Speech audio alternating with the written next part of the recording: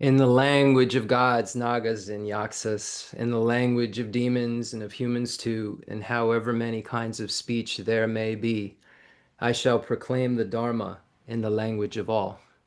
Welcome everyone to Buddhist Center. Let's begin, as we do every week, by setting the most magnificent motivation in the universe, the highest ideal of the Mahayana, as Arya Nagarjuna says in his commentary on the awakening mind, the central pillar of the Mahayana, as Lama Tsongkhapa states in the abbreviated stages of the path to enlightenment, the smallest Lam Rim, when we're looking at the three Lam Rims, the great treatise on the stage of the path to enlightenment, and the medium stages of the path to enlightenment, and then the abbreviated stages of the path to enlightenment, sometimes called the songs of spiritual experience. So we see that all of these masters agree, and in Bodhisattva Shantideva's Guide to the Bodhisattva's Way of Life, he says that even the Buddhas have come to this conclusion, and the Buddhas know everything, that this awakening mind is so precious and is really the root of all of our excellent qualities, really allow us to shine with our fullest potential. So if we generate this mind that wishes to become a Buddha for the sake of all sentient beings, it has two things going on, that where we want to become a Buddha, and we want to become a Buddha for a very specific purpose.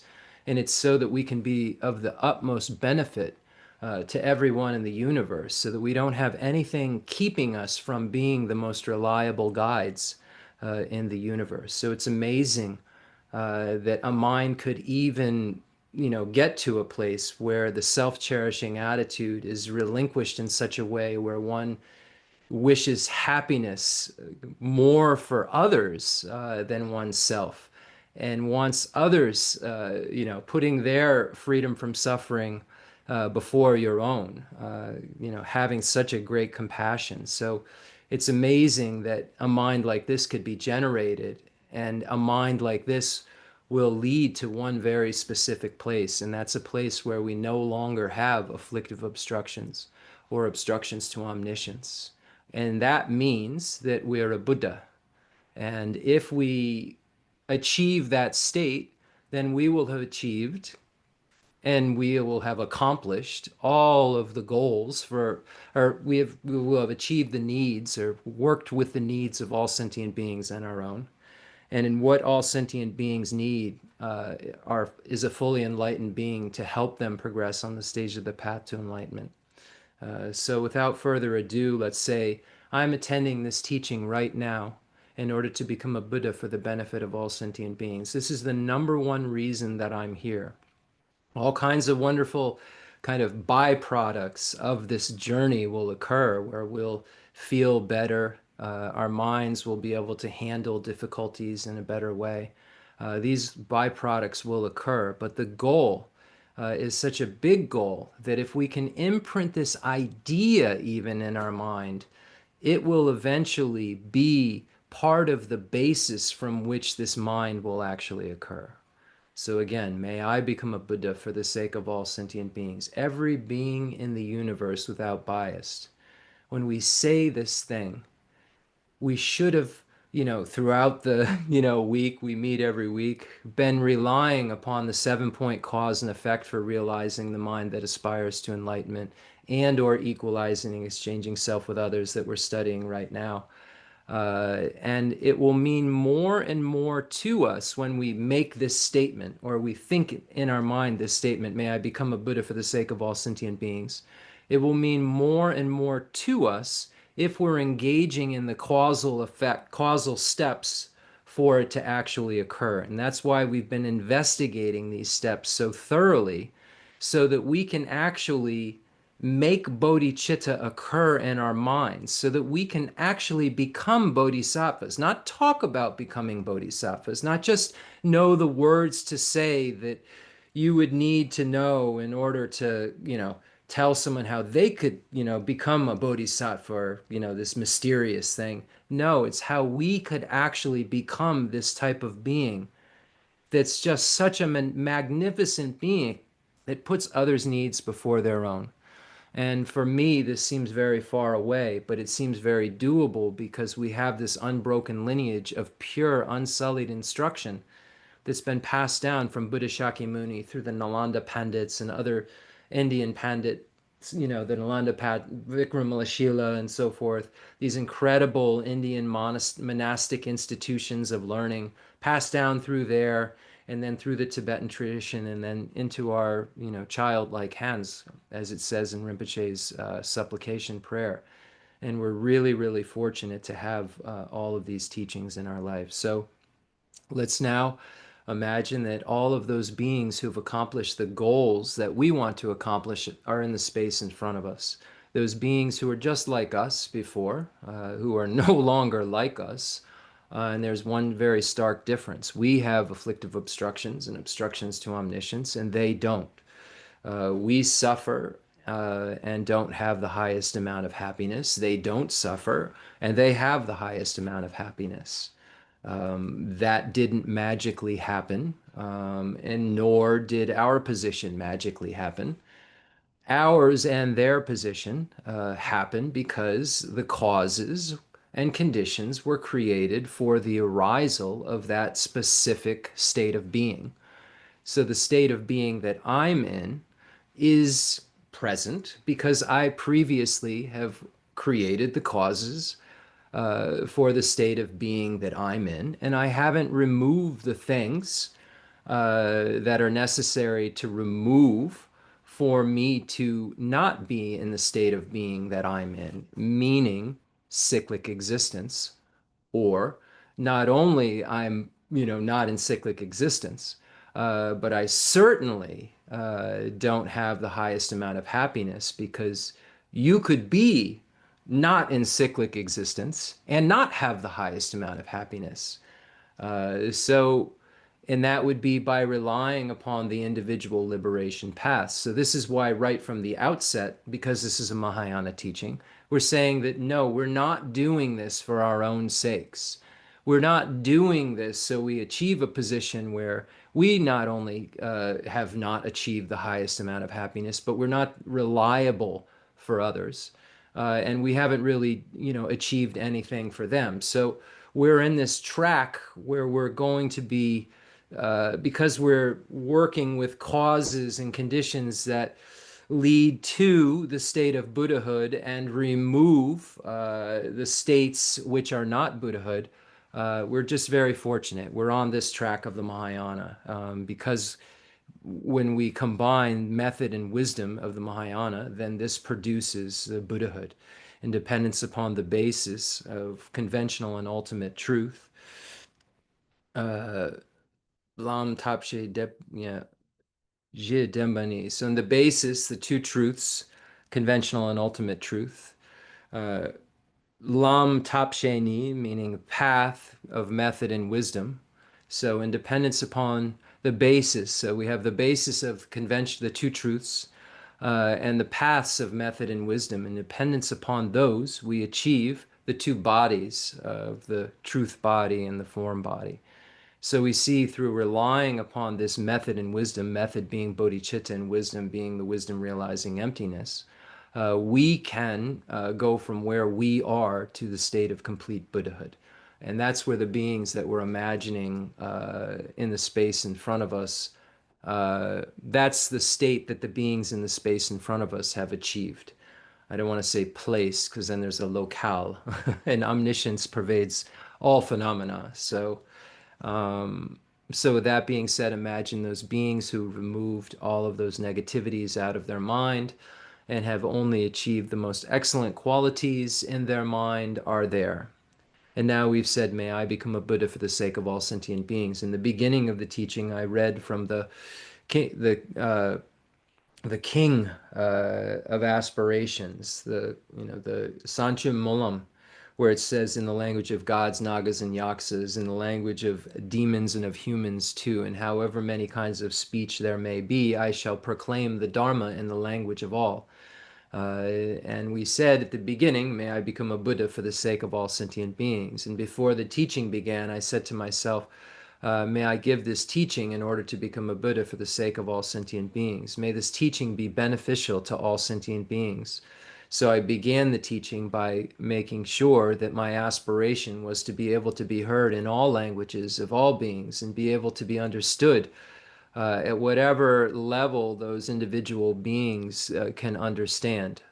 So this is why I read this at the beginning. So let's imagine that we invite every single sentient being in the universe here right now to share this experience with us, to share the joyous event of listening to the Dharma. We should really look at this as a joyous, immensely beneficial event that we're at, looking at ourselves as we talked last week, like we're have these 6 ideas that we should keep in our minds, like we talked about, that we should think that, oh, I'm ill with the ignorance and the afflictions, and the instructor is like a doctor, and the Dharma is like the medicine, and practicing is like taking the medicine, and knowing, really thinking of this like incredible qualities of the Tathagata,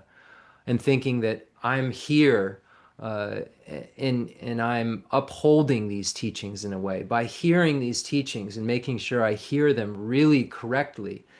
I'm making sure they don't disappear from this world. So these ideas that we should have, and know that we're so fortunate that we're able to have, visited the doctor's office. If we think of the 8 billion sentient beings and how many of them don't have the Dharma insurance, I think you'll find that, or assurance that you'll be okay. How about the Dharma assurance that you can be okay?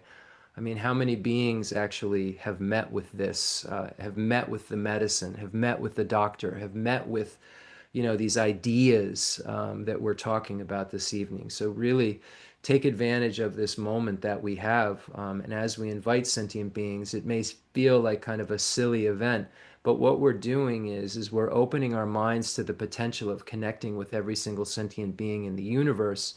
And it will be by doing so, and by depending upon every sentient being in the universe, that we'll be able to achieve our, complete enlightenment, our complete Buddhahood.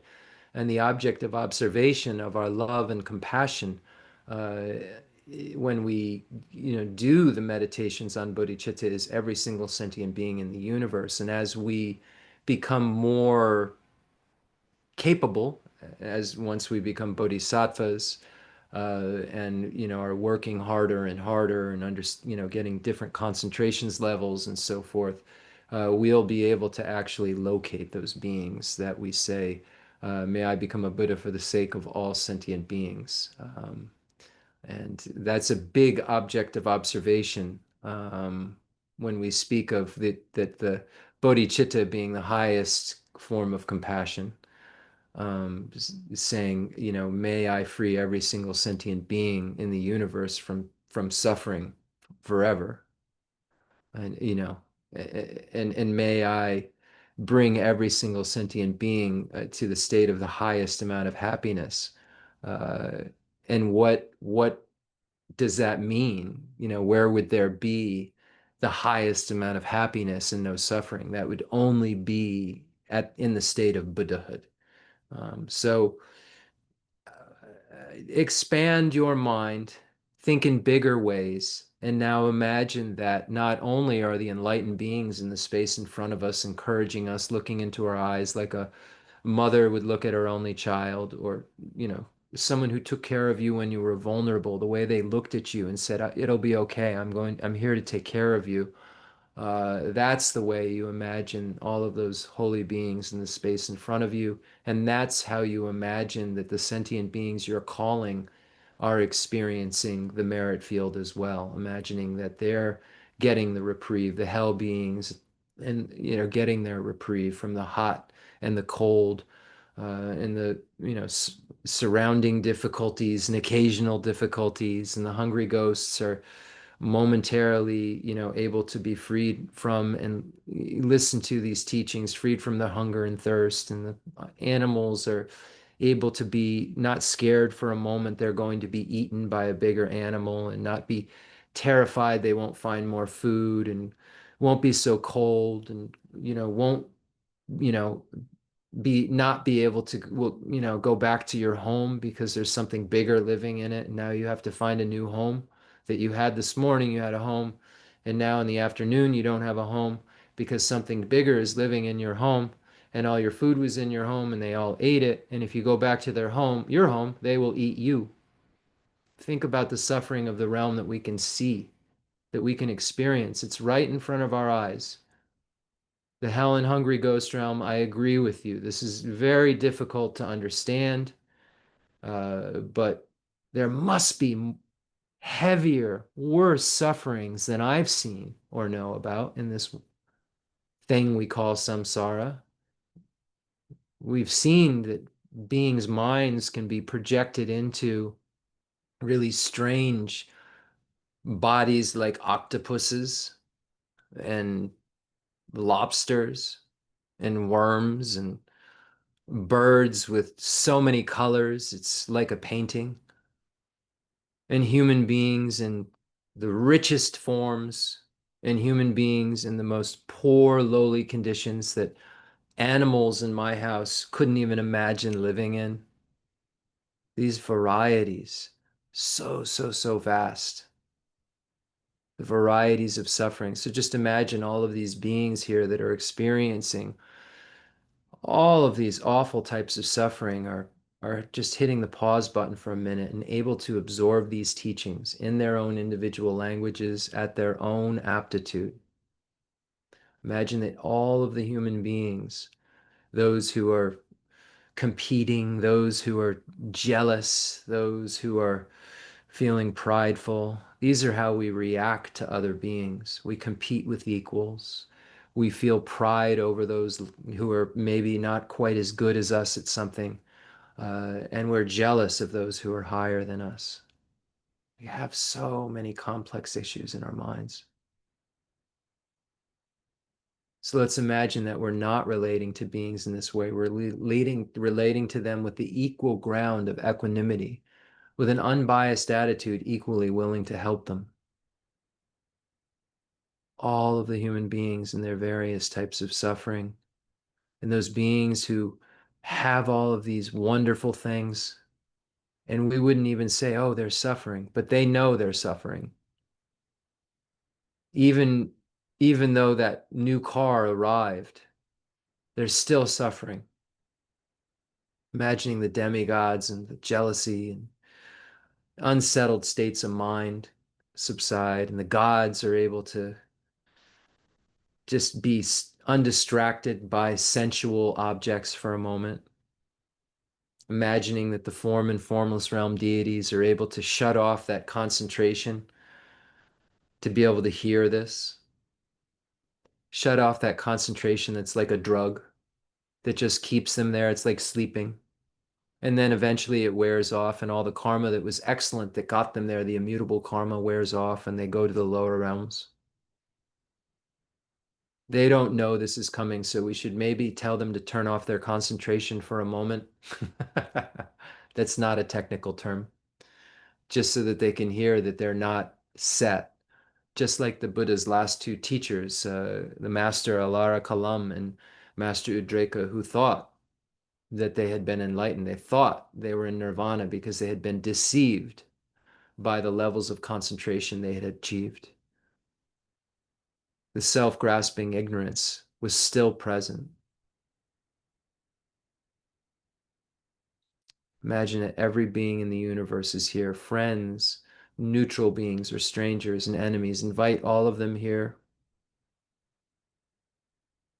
And now to set our motivation further, because we're studying the equalizing and exchanging self with others practice, and because Lama Tsongkhapa in the Great Treatise on the Stages of the Path to Enlightenment says that he's going to explain it according to Bodhisattva Shantideva's guide to the Bodhisattva's way of life. Let's further set our motivation before we read the Heart Sutra by reading chapter 4 from Shantideva, Bodhisattva Shantideva's incredible work. And I really, if you do not have this book, You can see mine's been used pretty well. If you don't have this book, you should have this book. That's all I can say. I think it's one of the greatest books ever written. And if you don't have this book, you should have this book. The Guide to the Bodhisattva's Way of Life by Bodhisattva Shantideva. There are a few translations anyway. I like this translation by Stephen Batchelor. The other translations are great too. I've just used this so much. This is what I'm used to. And I'm not saying it's a better translation by any stretch of the imagination. And I'm not saying it's not better. I'm just saying this is what I use, and this is what I'm used to. So we've read through the first three chapters, and we know that according to the tradition of Zapatu Rinpoche, there's that quote from Bodhisattva Shantideva, may the supreme jewel bodhicitta that has not arisen arise and grow.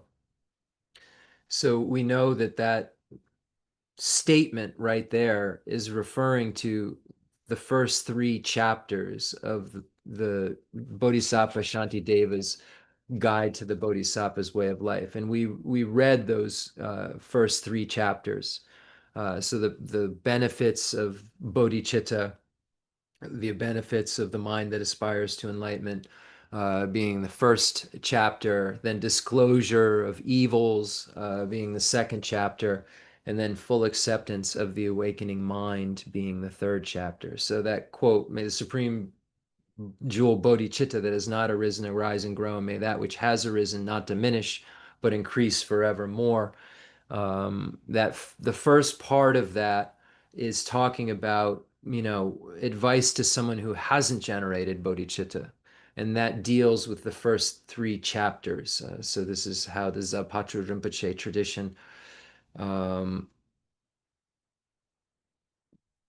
explains that quote. And then the next part, so it says, which has not arisen, arise and grow. And then it says, may that which has arisen not diminish. And then that will then be explained how to not diminish your bodhicitta. Once it has arisen, how do you make sure it doesn't diminish? And then the next three chapters will give us this advice. Bodhisattva Shantideva is so kind to be able to give us this advice. So if you don't have bodhicitta, this is how you get bodhicitta. If you have bodhicitta, this is how you don't have it go down, how you don't lose your bodhicitta. And that falls under these three chapters of conscientiousness, introspection, and patience. In this text, it's translated as guarding alertness. Introspection is. So let's go through it again. The three chapters of conscientiousness, guarding alertness or introspection, and patience. So these three chapters show us how not to lose the bodhicitta that has arisen. And it's just generally incredible advice. So it's not like, oh, you don't have bodhicitta yet, don't read this. So that's one danger of taking things extremely literally. Oh, this part's not for me. I'm not a this must just like chapter 3, 4 on is for a bodhisattva only. So let me not learn about conscientiousness yet. And it's also an error that can occur when you're reading the Acharya Chandrakirti's supplement to the middle, where this is like talking about when you are on the first ground, you're already a bodhisattva, so this isn't really about anything. There's no advice for me here. There's nothing that makes any sense here for me. I mean, this is advice for somebody who's like, seen emptiness and stuff like that. That's on the first bhumi. So we shouldn't look at it like this. We should look at it like this. These texts are speaking at so many different levels because they were written by enlightened beings that we should absorb everything that we can and practice everything that we can at whatever level we're at. And then once we can do that, practice more and expand our level of ability to practice. And that's what it's about. And eventually it'll all catch up and we'll be on the first ground. And then the subtlety of what is being spoken about that first ground by Acharya Chandrakirti will really apply to us. And will apply to us because we will have created the mental bases that are necessary for it to apply to us. And there's so many common bases and common grounds that are coarse that we have to work through in our own process. We don't, someone like me doesn't even have renunciation. And renunciation is necessary to have in order to get bodhicitta. So doesn't mean that I don't work every day at the seven, point cause and effect, or equalizing and exchanging self with others. It doesn't mean that. It doesn't mean that I only work at getting renunciation, because it'd be a waste of my time to work on these other things. The stages of the path to enlightenment are a very interesting thing. And that's that you start to learn something here, and then you learn something over here, and this thing you learned over here helps with the thing over here. So that some of the things you learn in the later steps reinforce your need to know the earlier steps more, and that thrusts you into, that gives you the vigor, like, or rigor, I'm not sure, one of maybe both, that you need to like really get the realization itself, and not just kind of like the outside of a sugar cane taste. You know what I'm saying? So let me take a sip.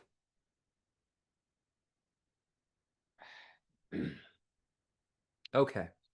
So this is chapter 4. Okay, so the what has not arisen, arise and grow, first 3 chapters. That which has arisen, not diminish, next 3 chapters. And then may it not diminish, increase forevermore. How to increase it forever, those are the next 3 chapters that we go through uh, in order to understand, how to, this bodhicitta that's arisen, that isn't diminishing. How do you make it just increase forevermore? How do you make it so that it just keeps growing and growing and growing to the point where you're a Buddha, right? So then you have the biggest mind that exists. So you're going from a mind that's so small like mine to like making it increase, increase, increase, increase, increase, increasing to bodhicitta, and then increasing because it's not diminishing, and then really increasing, increasing to the point of Buddhahood. So in order to do that, we have the next 3 chapters of enthusiasm or joyous perseverance, meditation, and then wisdom. So with that being said, let's learn how to not let our bodhicitta diminish, but let's also learn like what are the ingredients in our mind that are going to be necessary for us to have to even be a bodhisattva, to become a bodhisattva. Um, so yeah, I think it's all so wonderful, and let's set our motivation even further with this beautiful chapter 4 from Bodhisattva Shantideva's Guide to the Bodhisattva's Way of Life. Having firmly seized the awakening mind in this way, a conqueror's child must never waver. Always should they exert themselves to never stray from their practice. In the case of reckless actions or of deeds not well considered, although a promise may have been made, it is fit to reconsider whether I should do them or not. But how can I ever withdraw from what has been examined by the great wisdom of the Buddhas and their children, and even many times by me myself? If having made such a promise, I do not put it into action, then by deceiving every living being, what kind of rebirth will I take? If it has been taught by the Buddha that one who does not give away the smallest thing one once intended to give will take rebirth as a hungry ghost, then if I should deceive all beings after having sincerely invited them to the unsurpassable bliss, shall I take a happy rebirth? Only the omniscient can discern the manner of the action of those who give up the awakening mind but are freed. It is beyond the scope of ordinary thought. This, for a bodhisattva, is the heaviest of downfalls, for it should never, ever happen. The welfare of all will be weakened. And should others, for even a single moment, hinder or obstruct their wholesome deeds, by weakening the welfare of all, there will be no end to their rebirth in the lower states. For if my being is impaired by destroying the joy of even one creature, then what need is there to mention destroying the joy of creatures vast as space? Thus, those who have the force of an awakening mind, as well as the force of falling from it, stay revolving within cyclic existence, and for a long time are hindered from reaching the bodhisattva levels. Therefore, just as I have promised, shall I respectfully accord my actions. If from now on I make no effort, I shall descend from lower to lower states. Although for the benefit of every creature, countless Buddhas have passed by, yet I was not an object of their care because of my own mistakes. And if I continue to act like this again and again, shall I undergo suffering in unhappy realms, sickness, bondage, laceration, and the shedding of blood? If the arising of a Tathagata, faith, the attainment of a human body, and my being fit to cultivate virtue are scarce, when will they be one again?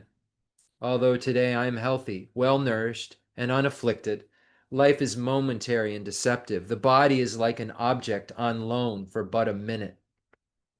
And with behavior such as this, I will not win a human body again. And if this human form is not attained, there will be solely evil and no virtue.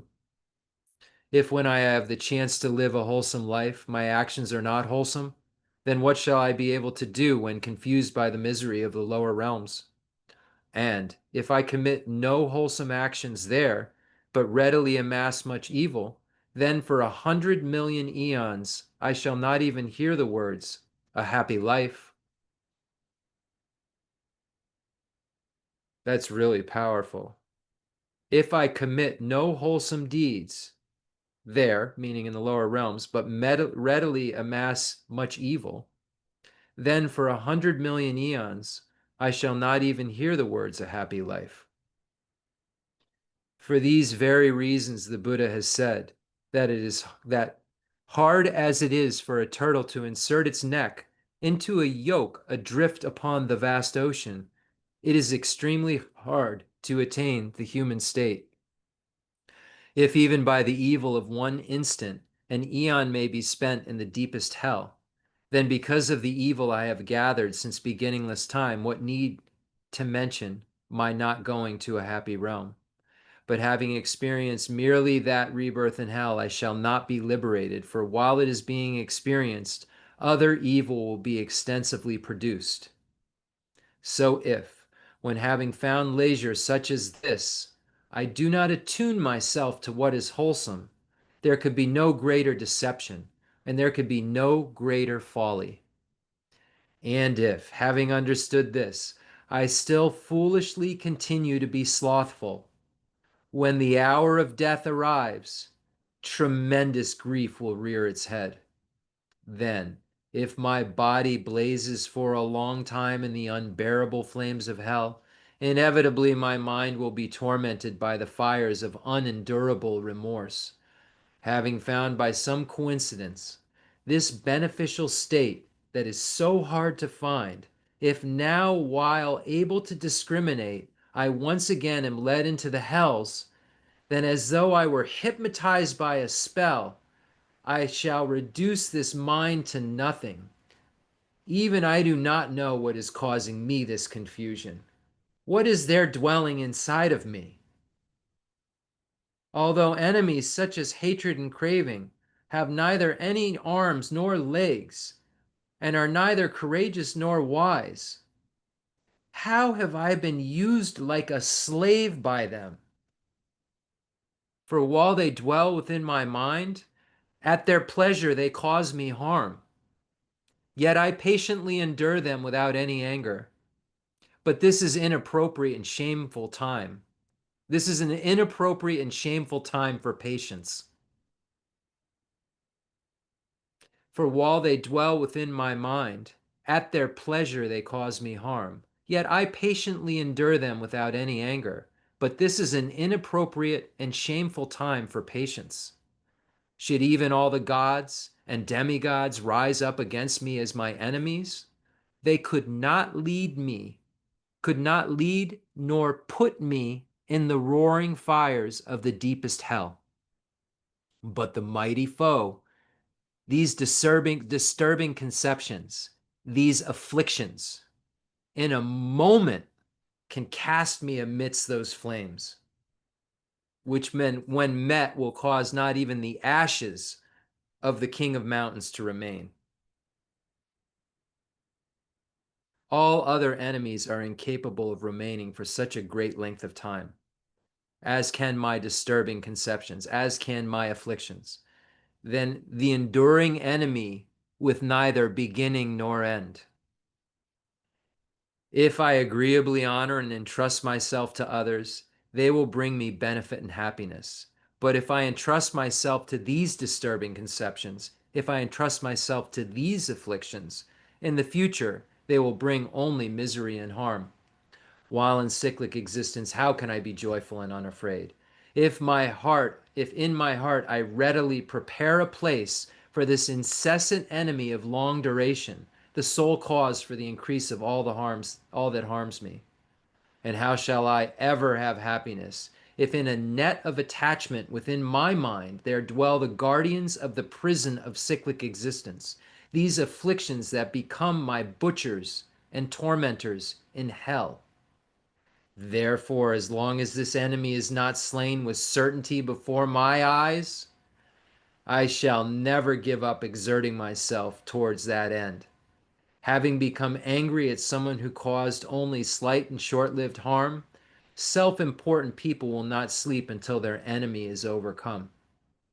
And if while engaged in a violent battle, vigorously desiring to conquer those whose disturbing conceptions will naturally bring them suffering at death, people disregard the pain of being pierced by spears and arrows and will not withdraw until the day is won. Then what need is there to mention that I should not be faint-hearted and slothful, even if I am caused many hundreds of sufferings, when now I strive to definitely overcome my natural enemies, these disturbing conceptions, which are the constant source of my misery?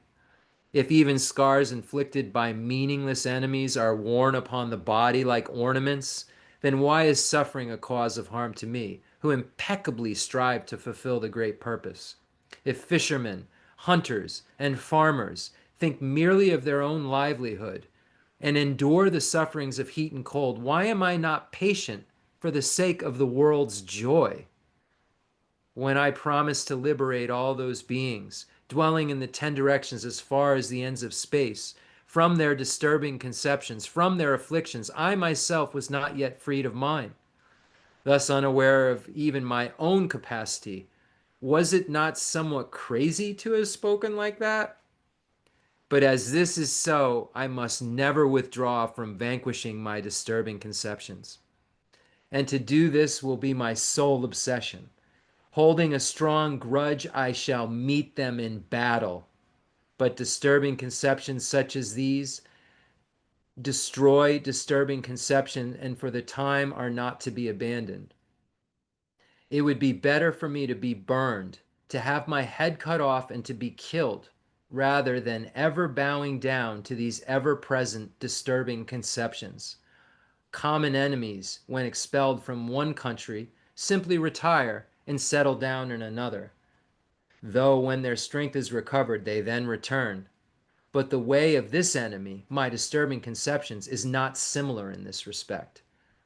Deluded, disturbing conceptions, when forsaken by the eye of wisdom and dispelled from my mind, where will you go?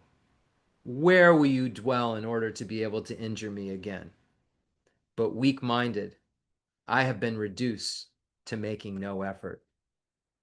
If these disturbing conceptions do not exist within the objects, the sense organs, between the two, nor elsewhere, then where do they exist and how do they harm the world? They are like an illusion. Thus I should dispel the fear within my heart and strive resolutely for wisdom. For no real reason, why should I suffer so much in hell? Therefore, having thought about this well, I should try to put these precepts into practice just as they have been explained. If the doctor's instructions are ignored, how will the patient in need of a cure be healed by his medicines? And remember last week we talked about If you go to the doctor and the doctor says, oh, you have this illness and here's the medicine, this is the medicine that you need to take to cure your illness, and you say, oh, thank you, doctor, so very, very much. I can't wait to be cured. I'm just going to go stand in my bedroom and hold this bag of medicine. Obviously, the doctor gave you instructions. You have to take the medicine as prescribed. Likewise, we're sick. Sick in what way? We are mentally ill. Doesn't sound good, I know. We are mentally ill. We're mentally ill because we believe in something that doesn't exist. We believe it exists. We believe intrinsic existence exists. We believe that everything around us has intrinsic existence. So believing in something that's not there to be there is called being mentally unwell. And if I have this belief about everything in the universe, that there's something everywhere that's not there, that's there, we would all agree, I think, that if I'm seeing things that aren't there, because I am, my eyes are seeing intrinsic existence. It sounds strange, right? Like my things are appearing to me as intrinsically existent. And when we say that things appear intrinsically existent, it gives me the feeling like, oh, you mean like what I see around me? Okay, yeah, I could have some, maybe I'm just seeing things funny. But when we say things appear as intrinsically existent, as existing from their own side, as having some kind of ability to stand up on their own and project themselves at us, and we interpret them, we're talking about sounds. We're talking about the way something tastes. It appears to taste intrinsically like something, like this or that. It's intrinsically tastes, has a taste, or intrinsic sound, or there's a smell. Our sense, you know, our sense consciousness, like our nose sense consciousness, when it's smelling something, that smell is appearing. It sounds weird, I know. Because appearing usually like means like appearing in front of my eye. It's appearing to my nose consciousness and sense power, da da da da. It's appearing to that as intrinsically existent. When I smell something, it's like I'm in a prison of of wrong. So this is why we have to study so hard, and because everything is pointing to that we're not wrong. Our eyes are seeing things, and then we're sent. We always say, oh, yeah, our mind doesn't even know it's doing it, and saying, oh, there's that intrinsically existent thing over there. It's appearing a certain way, and I agree. I agree. I agree with the way it appears. To undo that, wow, I agree with the way that it smells. Intrinsically like that, intrinsically good, intrinsically bad. Yeah. Intrinsically like a oil refinery, that the oil refinery is intrinsically existent and it gives off intrinsically existent smells. And I know that smell. It's an oil refinery. We go over a bridge where there's a bunch of oil. I don't think they refine it. Maybe they do. There's a bunch of oil and you can smell it. And since we've been kids, we've driven over this bridge and we say, oh, that's that oil place. We, you know, so we have this like the smell of it, it just tells us that that thing that intrinsically exists is over there, that oil thing that's under this intrinsically existent bridge that this intrinsically existent Jeff is driving over, and everything's just existing on its own side, and is real the way that I'm participating with it. It's coming at me, and I that intrinsically exists, this thing that naturally appears to me, that just be here until I look for it, is just like a participant in this world of all this stuff that's just plop plop plop plop plop plop plopped around me and existing in a way that doesn't really even have any relationship with me or my imputing mind. So yeah, it's a lot to undo, and in order to come to the other side of its undoing as a Buddha, we have to have the ripening paths of, the ripening paths of concentrations and renunciation, and bodhicitta is the real entrance to the Mahayana. We must have these ripening paths. But then, there's something really screwed up about everything that, we see. So again, we're recognizing that we're ill, like it says this, and then we go to a doctor, we get the diagnosis, we have to take the medicine, we have to engage in these practices. So we look at ourselves as someone who's mentally ill with the self-grasping ignorance and self-cherishing attitude, and that the teacher is like an instructor, and that these instructions are medicine. You're hearing it, but now you've got to do something with this scriptural basket that you've heard and actually have a realizational basket occur that depends on the information of the scriptural basket. So it's really important. So we have this one liberating path that we need to practice. We need this medicine ripening path that we're reading about. Like I said, renunciation and concentrations and bodhicitta and ethics and these ripening paths that we need to engage in.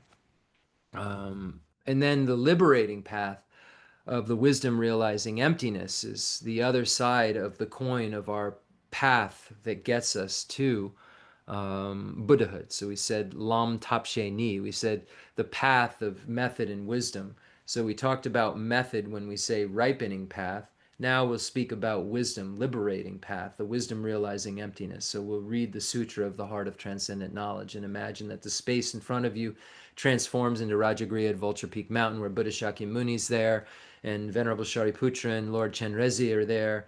And then you have all sentient beings here with you. And now Buddha goes into an absorption, uh, you know, is meditating on, the direct realization of emptiness, which the Buddha is always doing, but the Buddha is putting on a little show for everyone.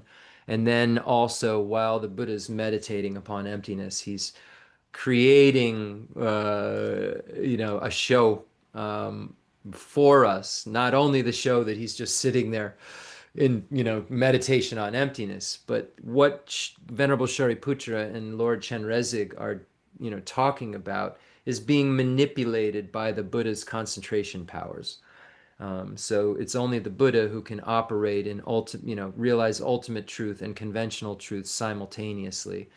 Everyone else can only work within the framework of one of those two things, ultimate analysis or conventional analysis, where the Buddha's ultimate analysis actually can apprehend conventional truth, and it becomes an ultimate mind of ultimate analysis apprehending a conventional truth, which is weird because that's like not how you define, what realizes conventional and ultimate truth. You say conventional analysis realizes conventional truth, ultimate analysis realizes ultimate truth, but Buddha's ultimate analysis becomes a mind of ultimate analysis realizing conventional truth when it recognizes conventional truth.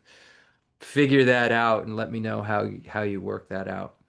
So nothing in the universe intrinsically exists, but the first gate, as Geshe Dorji Damdul says, we must get through is, do things exist? And the answer is yes. So if the Buddha is saying things exist, but they don't intrinsically exist, then it's our job to find out what is that object of negation. What does that mean?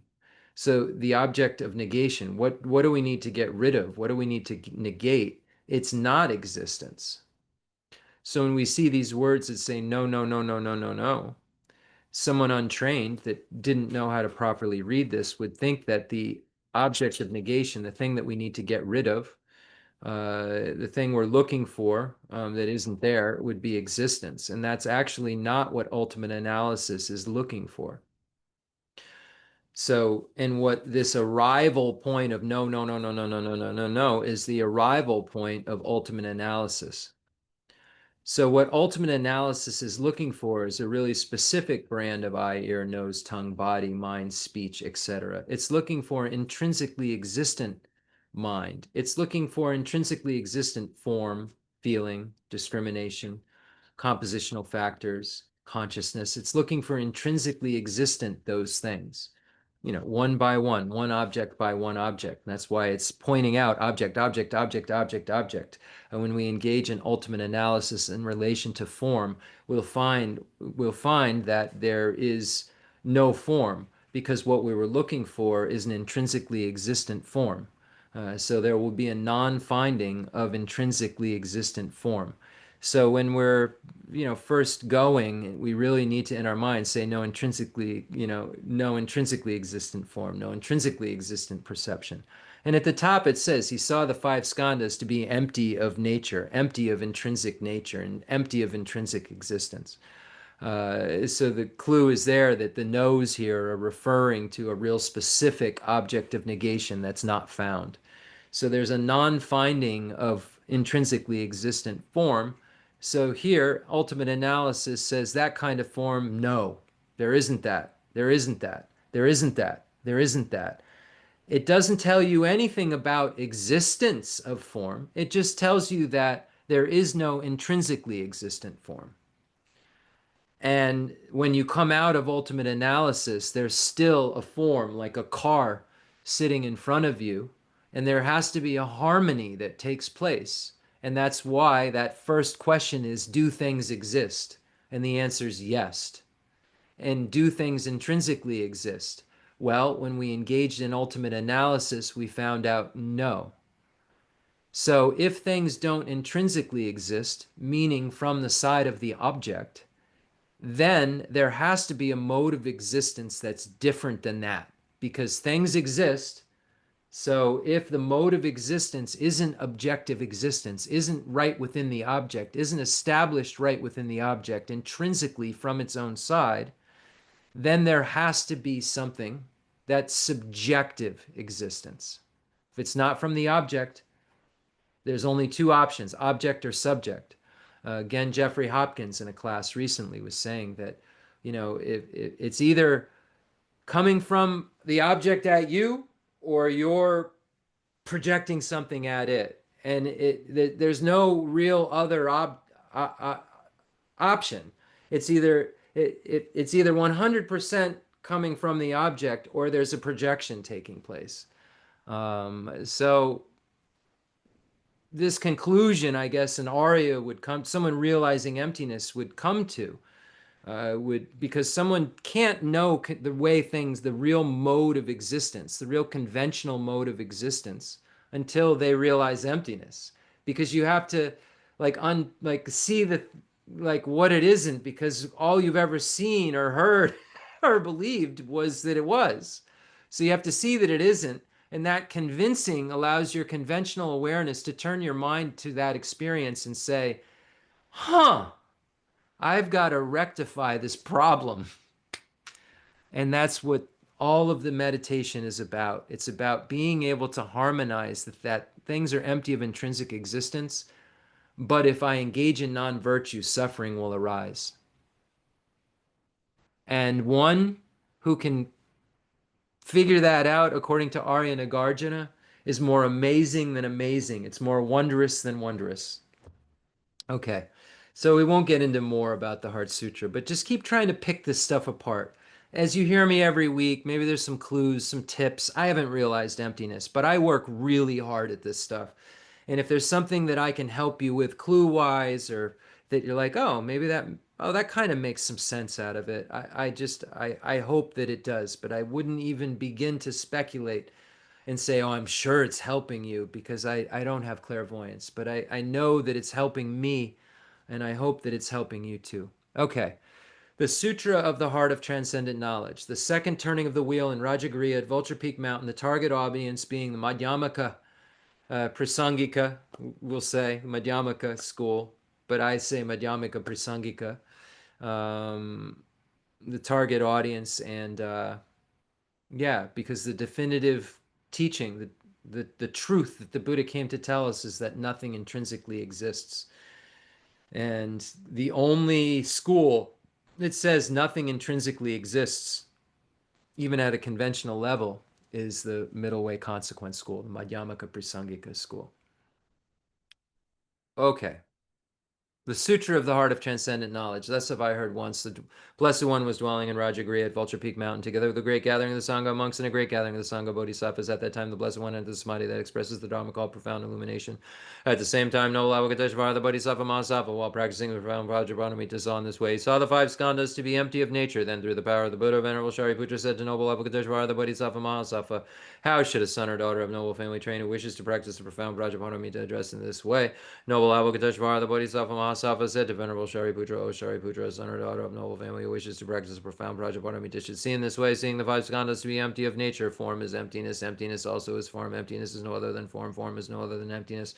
In the same way, feeling, perception, formation, and consciousness are emptiness. Thus, Shariputra, all dharmas are emptiness. There are no characteristics, there is no birth and no cessation, there is no impurity and no purity, there is no decrease and no increase. Therefore, Shariputra, in emptiness there is no form, no feeling, no perception, no formation, no consciousness, no eye, no ear, no nose, no tongue, no body, no mind, no appearance, no sound, no smell, no taste, no touch, no dharmas, no eye, dhatu, up to no mind, dhatu, no Dhatu, no mind consciousness, Dhatu, no Dhatu of dharmas, no mind consciousness, Dhatu, no ignorance, no end of ignorance up to old age and death, no end of old age and death, no suffering, no origin of suffering, no cessation of suffering, no path, no wisdom, no attainment, and no non-attainment. Therefore, Shariputra, since the Bodhisattvas have no attainment, they abide by means of Prajnaparamita. Since there is no obscuration of mind, there is no fear. They transcend falsity and attain complete nirvana. All the Buddhas of the three times by means of Prajnaparamita fully awaken to unsurpassable, true, complete enlightenment. Therefore, the great mantra, Prajnaparamita, the mantra of great insight, the unsurpassed mantra, the unequal mantra, the mantra that calms all suffering, should be known as true, since there is no deception. The Prajnaparamita mantra is said in this way: Deyata Om Gate Gate Paragate Parasangate Buddhiso. Thus, Shariputra, the Bodhisattva Mahasattva, should train the profound Prajnaparamita. Then the Blessed One arose from that samadhi and praised noble Avalokiteshvara, the Bodhisattva Mahasattva, saying, Good, good, O son of noble family, thus it is, O son of noble family, thus it is. One should practice the profound Prajnaparamita just as you have taught, and all the Tathagatas will rejoice. When the Blessed One had said this, Venerable Shariputra and noble Avalokiteshvara, the Bodhisattva Mahasattva, that whole assembly in the world with its gods, humans, asuras, and Gandharvas rejoiced and praised the words of the Blessed One. Ah. Gala jube ne jo damba ne ngushe du ju nga yi du do jen du ba ba la ma yi bu jen zi ne zung gan do so la sha ze lo aga zamara da jan da ra zamara be aga zamara jan ra zamara.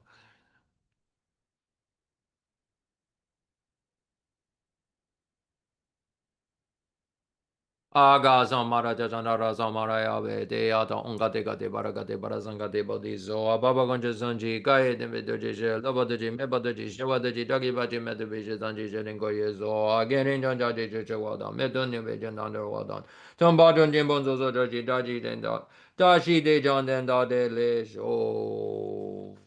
The fundamental ground is scented with incense and strewn with flowers, adorned with Mount Meru, the four continents, the sun and the moon. I imagine this is a Buddha land and offer it. May all sentient beings enjoy this pure realm. Holy Lamas, high, wrap the sky of your Dharma bodies in massive clouds of knowledge and love, and let them pour upon the earth of your disciples as we are ready. A shower of rain, the teachings deep and wide. I send forth this jeweled mandala to you, precious Guru. Sanje Jolan Zoji Jonan La Janju Badu Dani Jazuji Dagi Juji Jibe Zonanji Drola Benji Zanje Drubarjo Zanje Jodan Zoji Jonan La Janju Badu Dani Jazuji Dagi Juji Jibe Zonanji Drola Benji Zanje Drubarjo Zanje Jodan Zoji Jonan La Janju Badu Dani Jazuji Dagi Juji Jibe Zonanji Drola Benchi Zanje Dubarjo. I go for refuge until I'm enlightened to the Buddha, the Dharma, and the Sangha. Through the merit I create by teaching the Dharma, may I attain Buddhahood for the sake of all sentient beings. I go for refuge until I am enlightened to the Buddha, the Dharma, and the Sangha. Through the merit I create by teaching the Dharma, may I attain Buddhahood for the sake of all sentient beings. I go for refuge until I am enlightened to the Buddha, the Dharma, and the Sangha. Through the merit I create by teaching the Dharma, may I attain Buddhahood for the sake of all sentient beings. And as you listen to the teachings, say, through the merit I create through listening to the Dharma. And we went over last week again the way that we should listen, these ideas that we should have when we listen. We shouldn't have the faults of the three pots when we listen. So it's important for us to remember these instructions. They're given for a reason, and they're given over and over and over by the great teachers for a reason. And it's not because they're so difficult to understand. It's because we forget. We forget how important these things are. We've been sick since beginningless time. We haven't made sense out of anything since beginningless time. We've done everything we can in our minds to be happy, but actually, we've only created the causes for our unhappiness.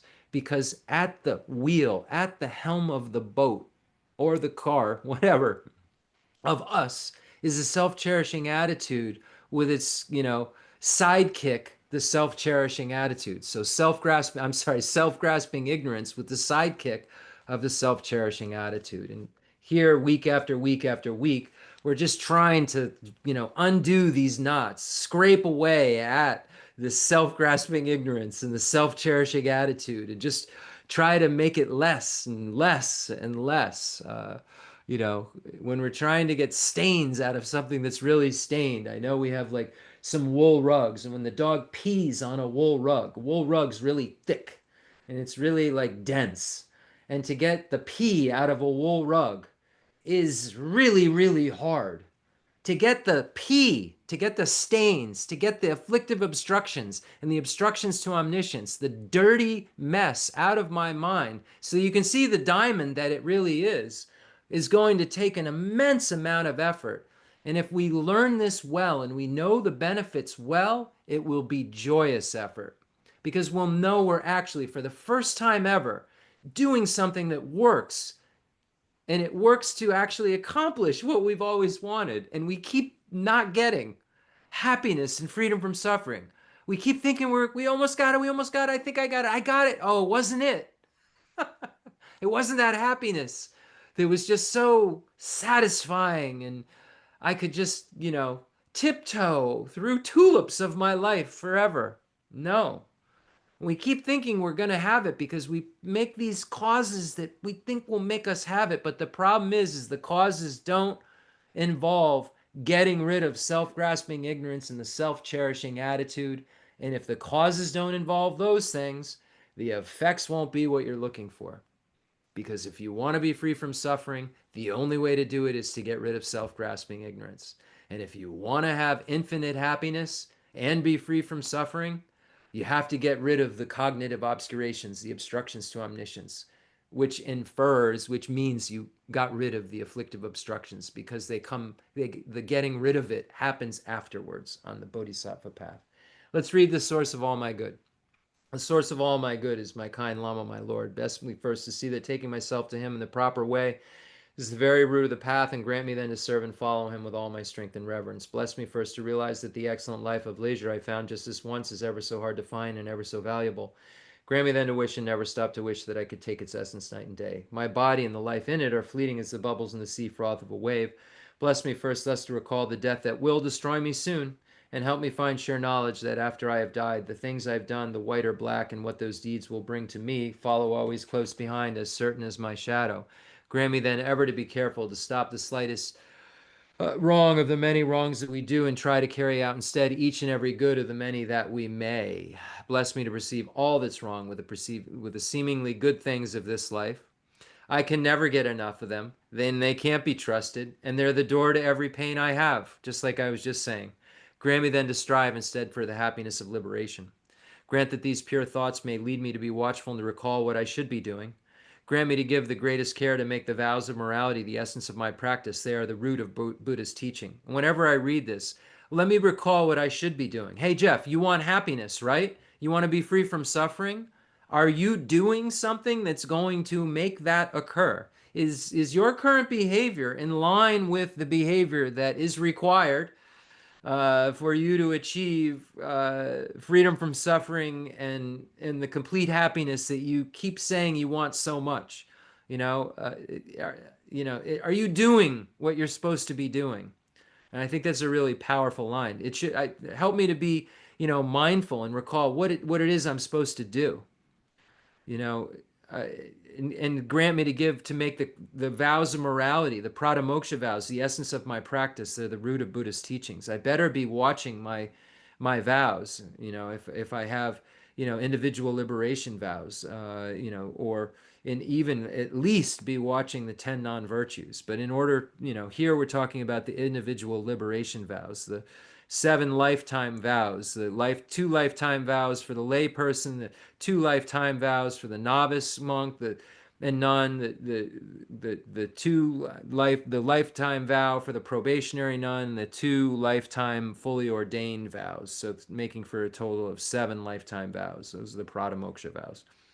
I have slipped and fallen into the sea of this suffering life. Bless me to see that every living being, every one my own mother, has fallen into, and grant me then to practice the wish for enlightenment, to take on myself the task of freeing them all. This is the stanza we've been on for a year and a half.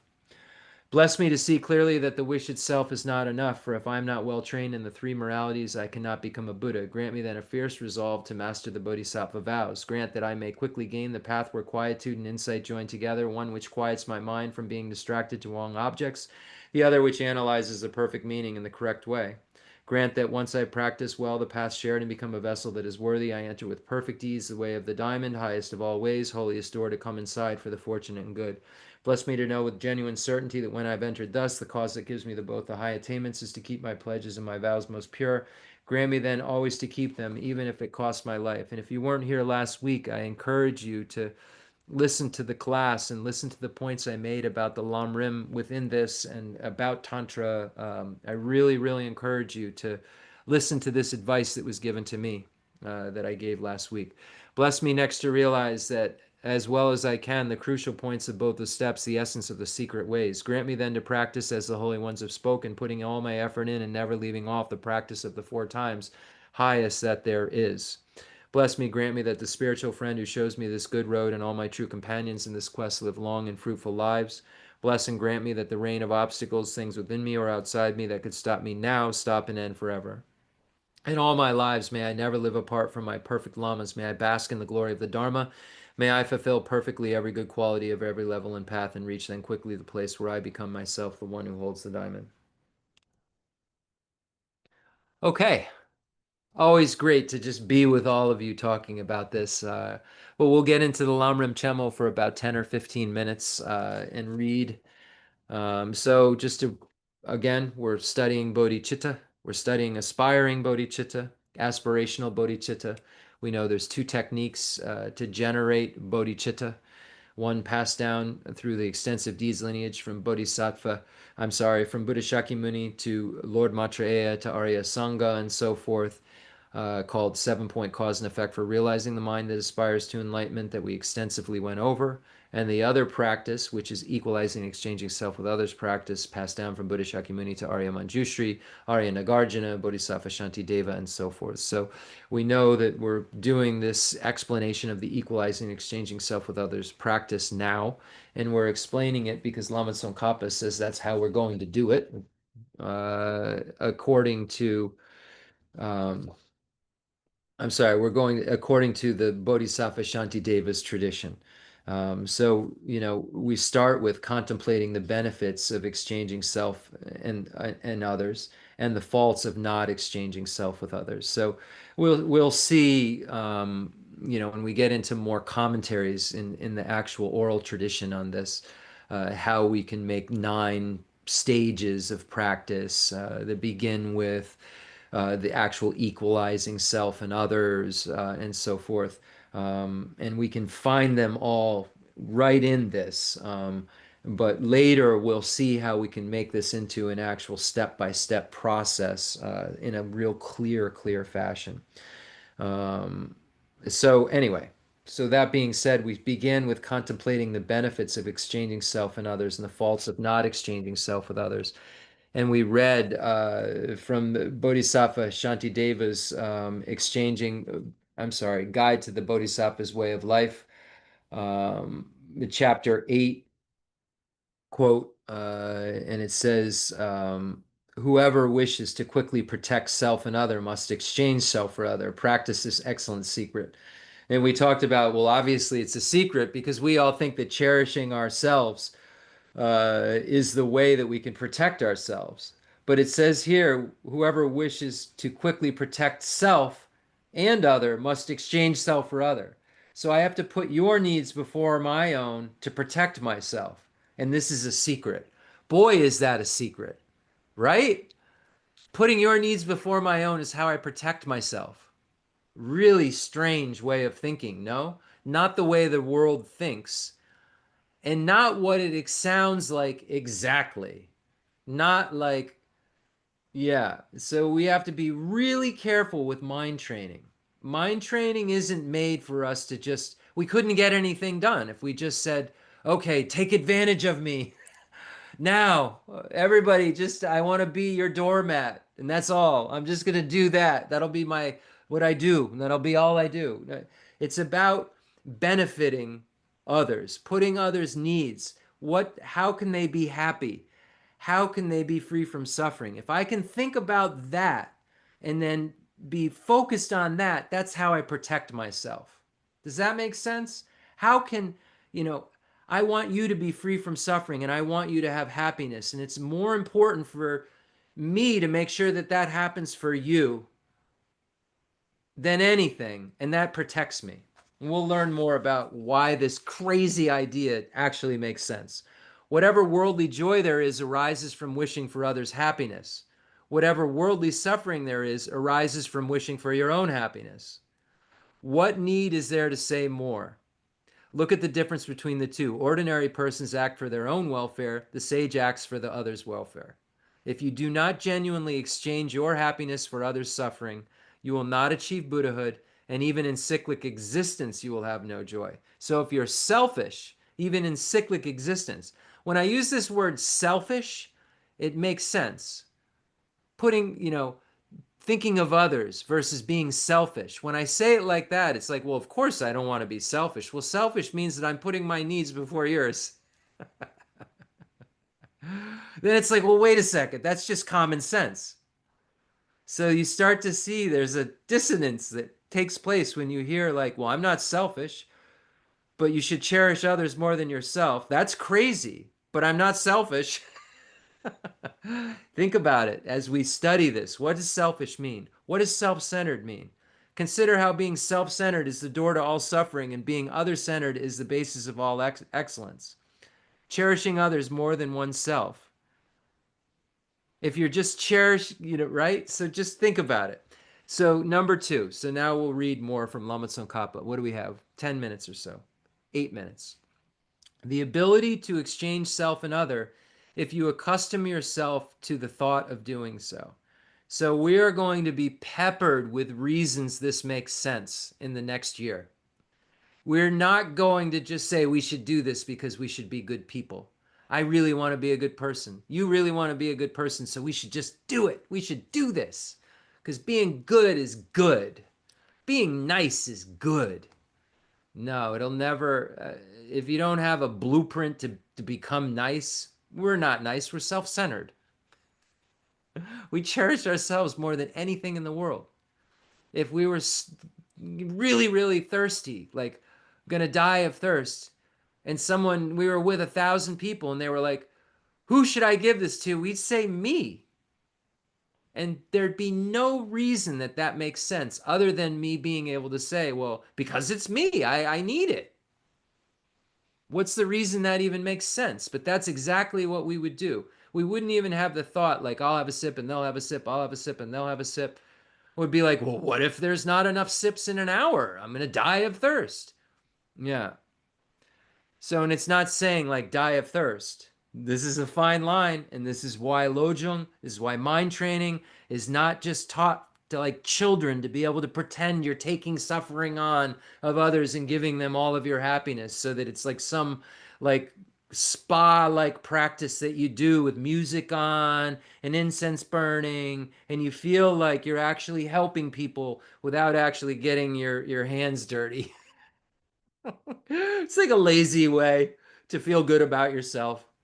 And I'm not saying it's not connecting you in some way with others' suffering and it's not in some way beneficial.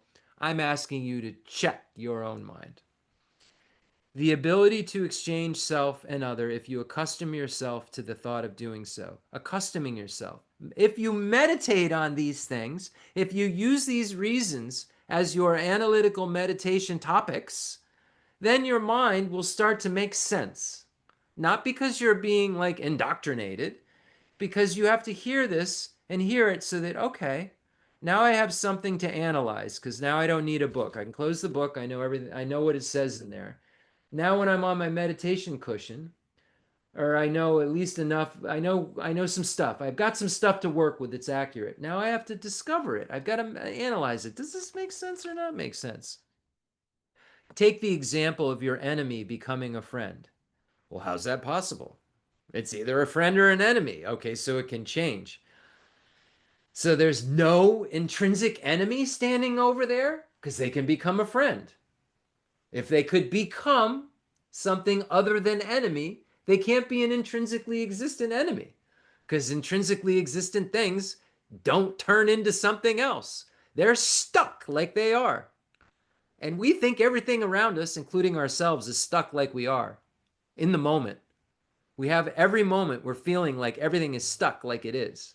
We're not saying out loud we think it's permanent, but we're believing it at our core in the moment. And that's the grossest misunderstanding we have, let alone thinking they intrinsically exist. At first, when you heard even the name of your enemy, fear arose. Later, you were reconciled and became such close friends that when this new friend was absent, you were unhappy. Has anyone had this ever happen? You don't like someone, and then you like someone, and like before you were like, oh my god, I can't even like, don't even want to see this person, or like on the street. I don't even like, in school, I can't stand that guy.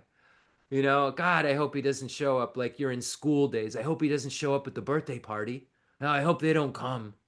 Right, and then you get to know them and you become close friends, usually after school's all done and there's no one else to hang around. And then you get to know this person, and then you become like really close with this person.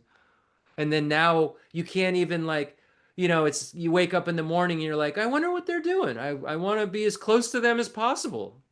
Whereas maybe the day before, the week before, you were saying, I hope they're not doing anything near me. Later, you reconciled and became such close friends that when this new friend was absent, you were very unhappy. Old enemy, new friend. That doesn't even make sense. If things are so stuck, if you're so angry at all these enemies of yours, what are you going to do if you become friends with them? Are you going to decide that you were crazy a minute ago? That you were just out of your gourd? No, we're always out of our gourd because we just keep shifting and then saying now, oh no, they're intrinsically my friend now because I didn't know this, that, and the other thing, and that was missing from my previous deduction about them, which made them an enemy. This reversal resulted from familiarizing your mind with a new attitude. So you've proven, if you've made an enemy a friend, that you can familiarize your mind with something that's diametrically opposed to what you thought was true. So Lama Tsongkhapa is so skillful. He's telling you, you've already seen in your life that you can believe something that's diametrically opposed to what you think is true by learning facts. By learning accurate facts, you can believe in what's accurate, and what was inaccurate was diametrically opposed to what was inaccurate. What is accurate is diametrically opposed to what is inaccurate. So likewise, if you have become habituated to viewing yourself as you presently view others with an attitude of neglect, and to viewing others as you presently view yourself with a cherishing attitude, you will exchange self and other. That's really deep. And that's not something we're all going to just suddenly do tonight, but that is super deep. If you can have this kind of shift, if you day and night 24/7 cherish yourself more than others, you've just proven that you can have a thought that's diametrically opposed to that through familiarizing yourself with information that proves that what you believed isn't accurate. Do not, so another eighth chapter quote, I believe, eighth chapter. Let's check. I think all these quotes are from the eighth chapter. I don't want to lead you down a road. We were on a horse, and I don't want to throw us on a donkey. That's the saying. We were riding a stallion, and suddenly you just fell on a donkey somehow, Jeff, with your logic. It's a debate thing. Yeah, all of these quotes will be from the eighth chapter, the patience chapter, right? Eighth chapter is the nope. Uh, nope. Joyous perseverance chapter. Nope. Look at me. Look at me mixing it up. Saying I'm not going to give you wrong information, and then I give you right out. Eighth chapter's right, and then I throw two wrong names of the chapters right at you. Yeah, make sure you check me. Eighth chapter, the chapter on meditation, of course. Yeah, yeah. Chapter 9, 333. Yeah. I was thinking like the 10th chapter, I was doing my math funny, really, on the fly. So, of course, the meditation chapter is where all of these quotes, of course, of course, of course, the equalizing, exchanging self with others. Yep. So, do not turn away. So, from the eighth chapter of engaging in the Bodhisattva's deeds, the chapter on meditation, do not turn away from this difficulty, although you were frightened upon hearing someone's name. Now, due to the power of conditioning, you dislike that the person's absent. So, what gives? So, you see that you can be conditioned to think in a way that's diametrically opposed to the way you used to. And also, it's not difficult to consider my body with the perspective I have towards another's body. And then I'm just going to finish this qualm. Since someone else's body is not your body, how can you develop the same attitude that you have towards your own? Well, think about this. This is the reply, Lama Tsongkhapa says. Your body was produced from your father's semen and your mother's blood.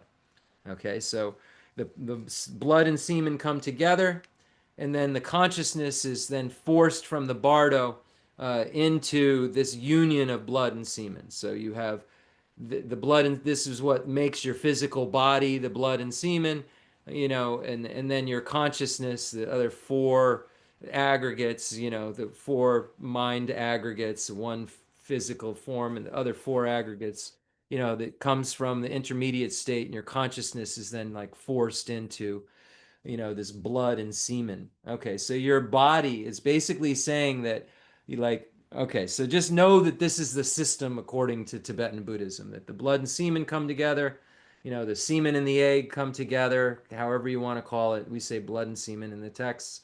And then the consciousness comes from the intermediate state, is ejected from the intermediate state, and then forced into this union of the blood and semen. So there's conception.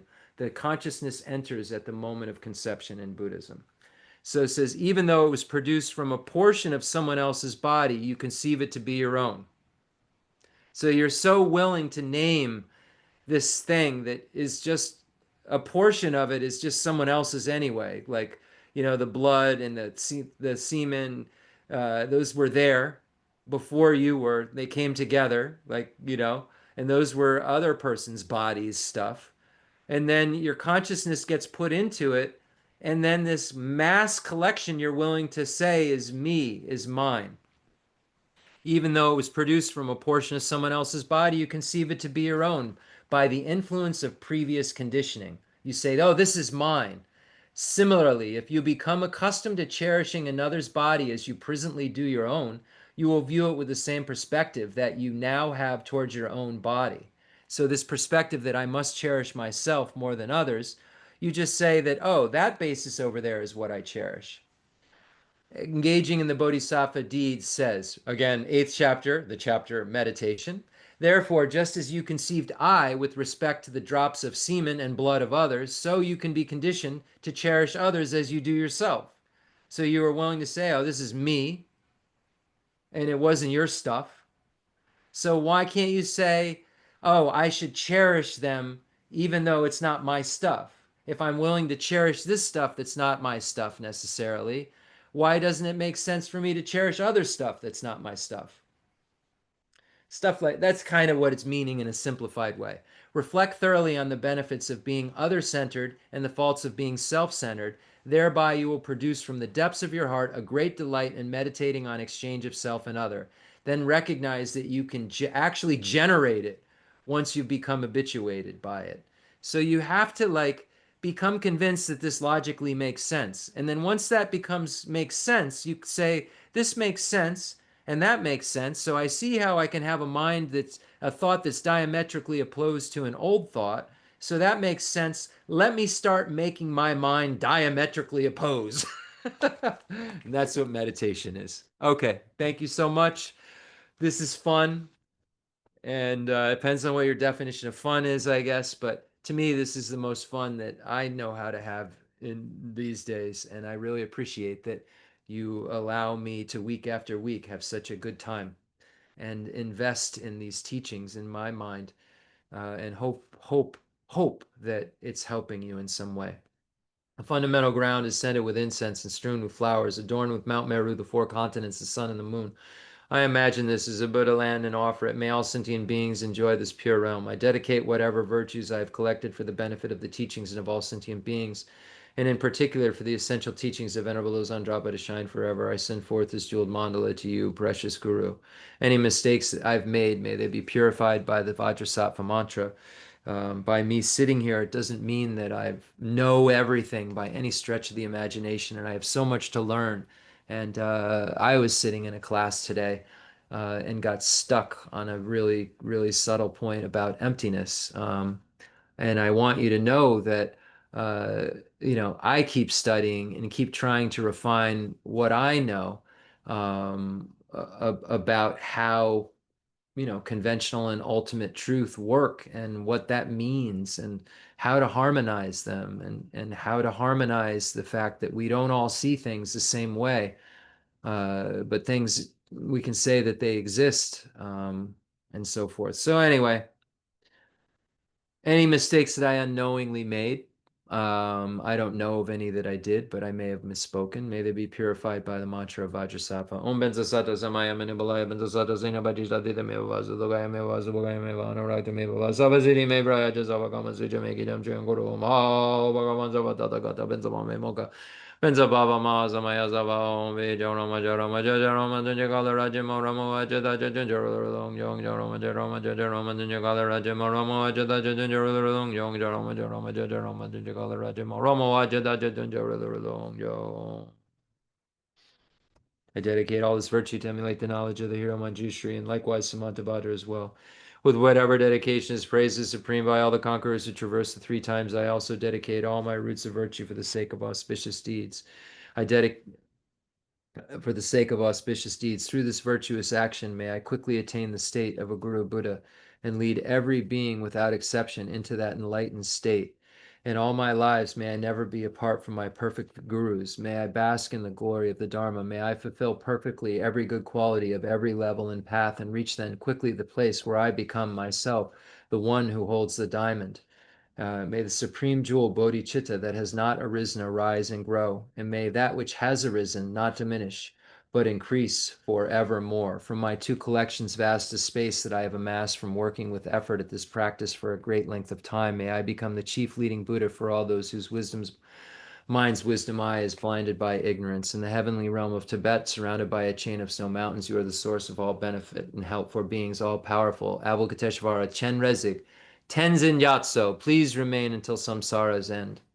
And a prayer of supplication to Namgyal Khensur Geshe Wangdak Rinpoche, my root teacher, called a complex yogi, poses as a simple monk. Homage to Namgyal Khensur Geshe Wangdak Rinpoche, our precious spiritual friend who is inseparable from Aryatara. I fully prostrate, covering as many atoms of the earth as possible to your pure body, speech, mind, and enlightened activities. I offer to you drinking water, bathing water, flowers, incense, candles, scented water, food, and music purified by Om Om Om Om Om Om. The rarity of having 1 million wish-fulfilling gems is a common occurrence compared to meeting with a holy teacher like you. Place complete path to Buddhahood in our childlike hands. Just like Lord Atisha, who came to Tibet with a lamp to dispel the darkness of ignorance, you, kind abbot, arrived in the West with a lineage purer than a diamond and begged us never to be satisfied with partial instructions. The teachings of the extensive deeds and profound view lineages flowed from your lips like nectar for our ears that elucidated the teachings for beings of three capacities. Now that sound has stopped. All composite things are impermanent. You told us that all of your teachers passed away and understood this sadness, entreating us to continue our studies. The Buddha does not wash away the negativities of beings, nor does he remove their miseries by his hands. His spiritual realizations are not transferred to them. It is by teaching the truth of substance that beings are liberated. We are not prepared to take this difficult journey to the highest goodness of Buddhahood without your continued guidance. The sadness in our hearts would be too overwhelming. May you swiftly return to this world and take care of us in all of our lives, wherever we may be, never leaving our hearts and crowns, and may all sentient beings perfectly realize renunciation, bodhicitta, and the correct view of emptiness, so they know who you really are. Thank you so much, everyone. See you around.